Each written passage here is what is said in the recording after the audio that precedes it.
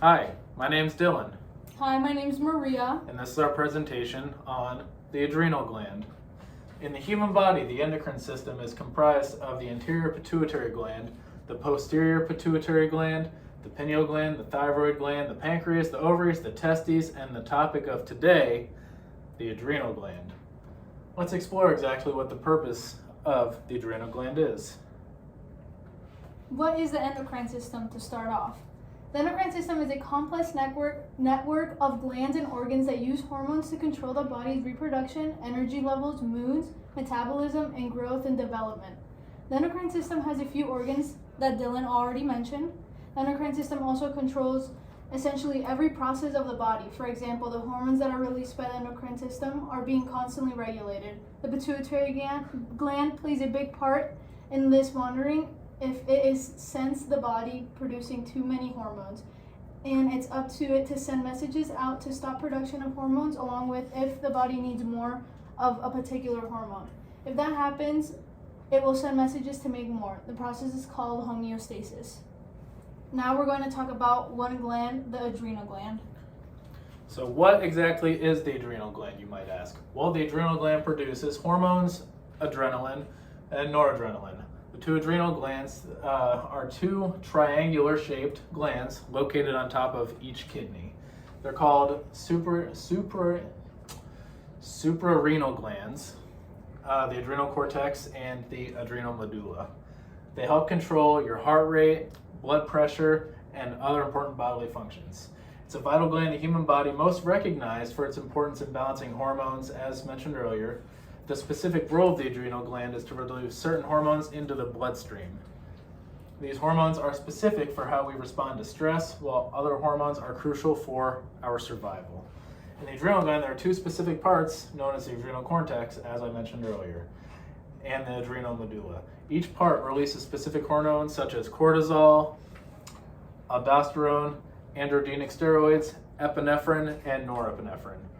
Our hormones are essential for stabilizing our metabolism, immune system, blood pressure, and how our body handles stressful situations. When the adrenal gland doesn't produce enough hormones, there is an imbalance which is known as Addison disease, and we will discuss this further later on.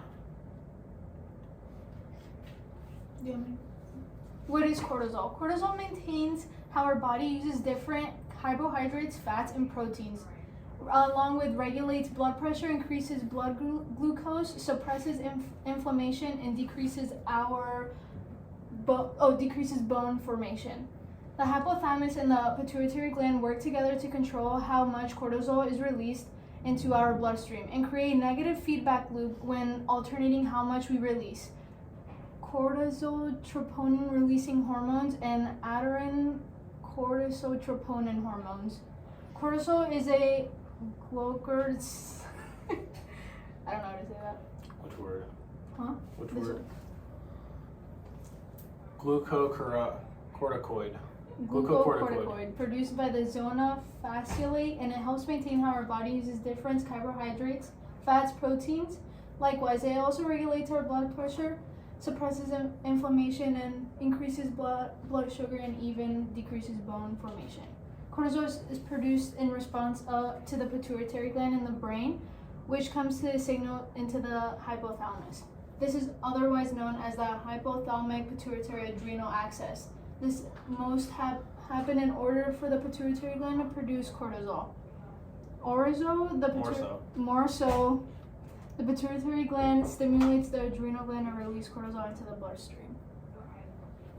And the hypothalamus and pituitary gland work together to maintain the appropriate amount of cortisol that is circulating. These glands respond accordingly to how much cortisol is in our bloodstream and can alert how much cortisol, troponin releasing hormones, and Adrenocorticotroponin hormones are released. This is also known as negative feedback loop. So the adrenal gland, aldosterone, androgenic steroids, and epinephrine/norepinephrine. Aldosterone is what regulates our blood pressure and certain electrolytes. The androgenic steroids are hormones that are converted to the ovaries in females, can be estrogens, and in the testes in males, androgens. Epinephrine and norepinephrine indicates the fight or flight response. Additionally, mentioned that aldosterone is the mineralocorticoid hormone produced in the zona glomerulosa, and it helps regulate blood pressure and electrolytes such as sodium and potassium. This sends a signal to the kidneys to allow them to take in more sodium in the blood and then release potassium into the urine. Likewise, this indicates how blood pH is regulated by controlling the electrolytes in the bloodstream. Androgenic steroids are produced in the zona reticularis and produce hormones that are converted to the ovaries in females, the testes in males. In females is known as estrogens, while males androgens, as we mentioned earlier. Epinephrine and norepinephrine are known to initiate the fight or flight response, which are controlled by the adrenal medulla. These hormones have the ability to increase our heart rate, increase blood flow to the brain and muscles, relax smooth airway muscles, and help metabolize glucose. Additionally, they control how the blood vessels squeeze, which helps regulate blood pressure. Typically, these hormones are released in both physically and emotionally stressful situations. For example, this is why you feel an intense amount of energy and you feel your heart beating faster if you got into a fight. Addison's disease, what is it? Addison's disease, or adrenal insufficiency, is a disease that occurs when the body doesn't make enough cortisol and aldosterone. What causes this? Some people are born with it, but some people just develop it over time. Or if you have trauma to the adrenal glands, that can also happen. And some people just take supplemental hormones to treat it. Addison's disease can be life-threatening if not treated sooner than later, and it could turn into an acute adrenal failure, which will put the person into shock unless they get emergent help. This disease can cause you to have low blood pressure and low blood sugar, confusion, delirium, severe abdominal pain, darkened skin, and salt cravings. Ways to treat this may be getting supplemental hormones such as hormone replacement therapy that will help your body have cortisol and aldosterone. For example, they'll use hydrocortisone, prednisone, and or methylprednisone, which can replace cortisol and would be given at certain schedules so the body can go through the changes it needs to go through within 24 hours. Cushing syndrome. Well, what is it? Cushing syndrome is when the body is releasing way too much cortisol. Now, the cause of it is that it's rare, and it only happens when people have a pituitary problem. Treatment of it, since Cushing diseases are rare and it's not a lot of treatment available, we use medication or surgery. Cushing syndrome is a rare disease that causes excessive production of cortisol and or by a tumor in the pituitary gland, which becomes Cushing's disease. The symptoms that happen when you have high levels of cortisol may be weight gain, pink or purple stretch marks, darkening, thinning of the skin, slow healing properties, moon face, buffalo hump, or worse, blood pressure. This can happen in rare occasions, for example, if a person has been taking corticosteroids for a long time.